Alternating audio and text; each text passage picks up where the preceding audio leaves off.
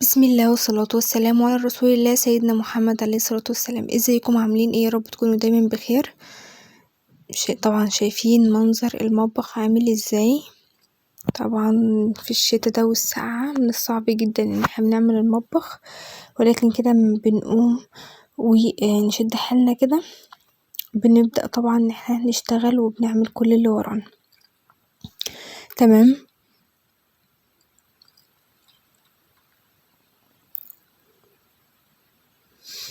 نبدأ كده مع بعض ونسمي كده ونصلي على رسول الله عليه أفضل الصلاة والسلام. ده المطبخ طبعا قبل ما يتروق، تابعوا كده معايا وتشوفوا لغاية اما اروقه كده ونضفه، وكمان هفرشه معاكم.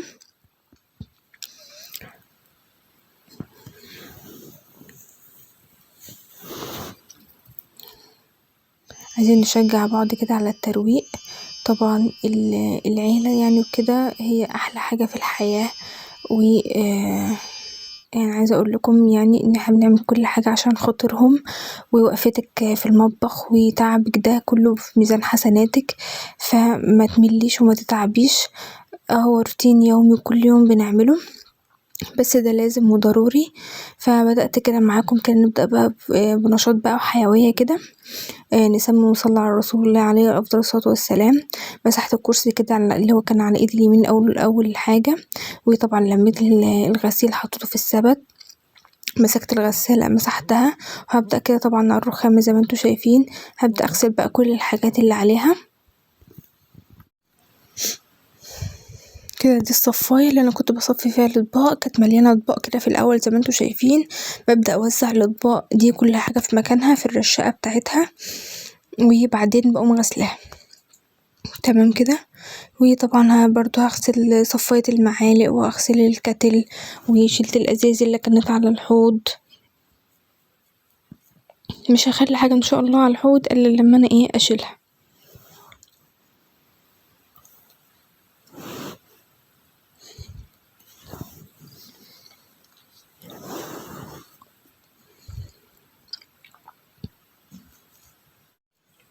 هنا وزي ما انتوا شايفين كده مسكت بقى الكاتل، طبعا شلت الفيشة اول حاجة، وهبدأ طبعا اصفيه من المية اللي فيه، وهجيب بقى السلكة اللي هي بتاعت الازاز المخصصة كده للازاز وللكاتل والمشروبات، او يعني حاجة يعني بسيبها كده للنضافة. بحط طبعا فيها حبة بريل كده، وببدأ بقى امسكها دعكة كده كويسة من جوه ومن بره، عشان يبقى كده نضيف. كده نضفته اهو غسلته. هبدأ طبعا هركنه على جنب، ونبدأ نمسك صفاية المعالق برضو بنفس الطريقة. اشيل كل المعالق اللي فيها، وامسكها اغسلها من جوه ومن بره كويس، وبعدين ارجع ارص فيها المعالق التاني اهو زي ما انتوا شايفين. ببدأ بقى اطلع كل المعالق اللي فيها،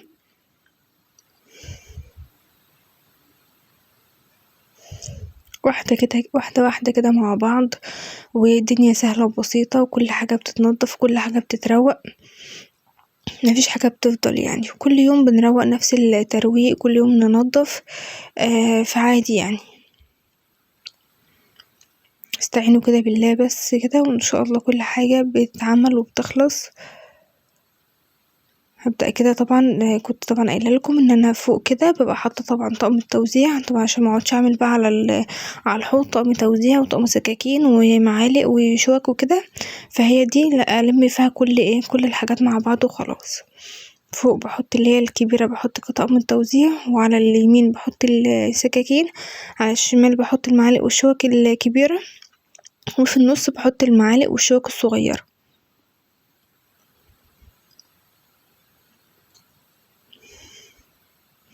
وصلت معايا لغاية هنا في الفيديو، فياريت تعملي لايك كده واشتراك عشان يوصلك كل جديد، كل ما انزل فيديو كده تتابعوني. بتمنى متابعتكم يعني ان شاء الله. ولا في اي نصيحة او اي تجديد او اي حاجة يعني بتقبلها، ممكن تسيبيلي في التعليقات وانا برد على كل التعليقات.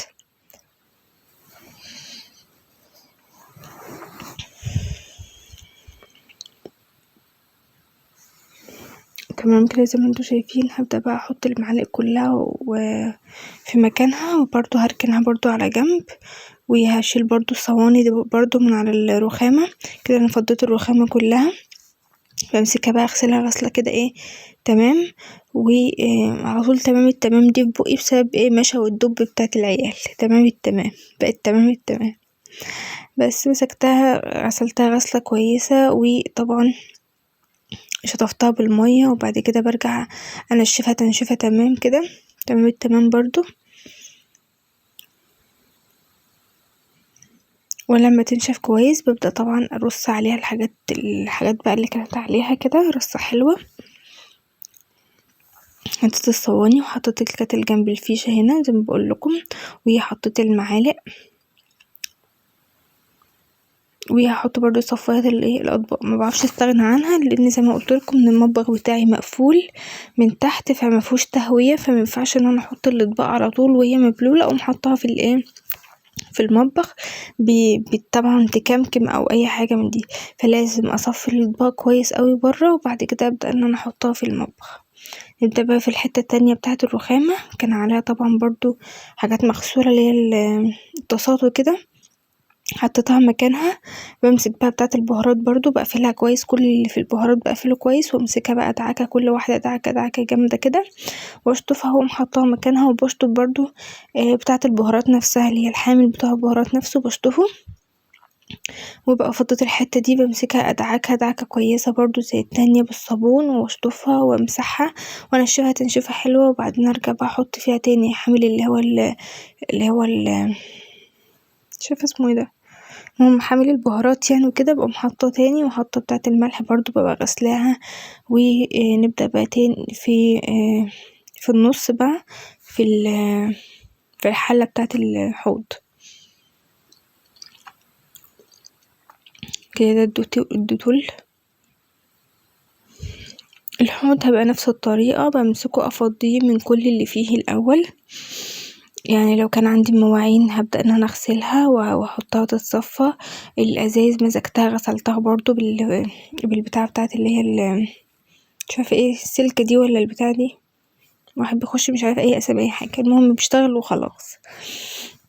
المهم زي ما انتوا شايفينه كده بقى فله كده، ومسكت طبعا الحلة بتاعته بغسلها غسلة كويسة، وعلى طول الحلة مينفعش تتغسل كل اسبوع ولا كل فترة، الحلة كل يوم مع المواعين، الحلة مع المواعين عشان تفضل نفس الليمونيا دي بتاعتها ولا الاستانلس بتاعه يفضل نضيف يعني. اللي بيسأل يعني عن نظافة الاستانلس ده، فانا كل يوم لازم ان هي تتغسل. طبعا دي اللي هي الحتت اللي انا كنت بمسح بيها الشقة بقى طول الاسبوع، وبمسح بيها المطبخ، وبمسح وبمسح وبمسح على طول. ده يومها بقى مع المطبخ بغسل بقى، طبعا بستنى الاول ان انا اعمل البوتاجاز بيها، وبعد ما اعمل البوتاجاز يبقى انا خلاص ما عدتش محتاجه الحتت خلاص، بقوم ماسكاها احطها بقى في الغساله دوره كده مع بعض. البلكونه بمسكها طبعا انفضها واكنس بقى المطبخ بالبلكونه، وكمان ببدأ ان انا افرشه بقى زي ما انتوا شايفين كده، واحط الكرسي مكانه اهو كده زي ما انتوا شايفين كده. انا كده يعتبر خلصت المطبخ. زي ما بقولك خلصت البوتاجاز، بشيل الحوامل طبعا الاول، بلم الاكل اللي عليه، وبعدين بديله غسله نضيفه كده، وبمسحه وانشفه واحط الحوامل تاني. تاني وبمسك البلكونه بقى بالترابيزين، يتنفض كل باب البلكونه من بره ومن جوه، كل حاجه تتمسك تتغسل غسله نضيفه كده، تتنفض يعني تنظيفه حلوه من التراب، واكنس بقى الارضيه وارجع امسحها وارجع افرش المطبخ، وابقى انا كده خلصت روتيني في المطبخ. يا رب يكون يعجبكم، وده منظر بقى المطبخ بقى في الاخر، الواحد مبسوط بقى ان هو خلص. فيا رب الروتين بتاعي يكون عجبكم يعني ان شاء الله، وانتظروني بقى في روتينات كده قويه بقى بتاعه رمضان. ولو وصلت لغايه هنا تاني ما تنسيش اللايك والاشتراك في القناه عشان يوصلك كل جديد، ولو عندك اي فكره ما تبخليش عليا بيها. وفي اخر الكلام نقول سبحان الله وبحمده، أشهد أن لا إله إلا أنت، أستغفرك وأتوب إليك، والسلام عليكم ورحمة الله وبركاته.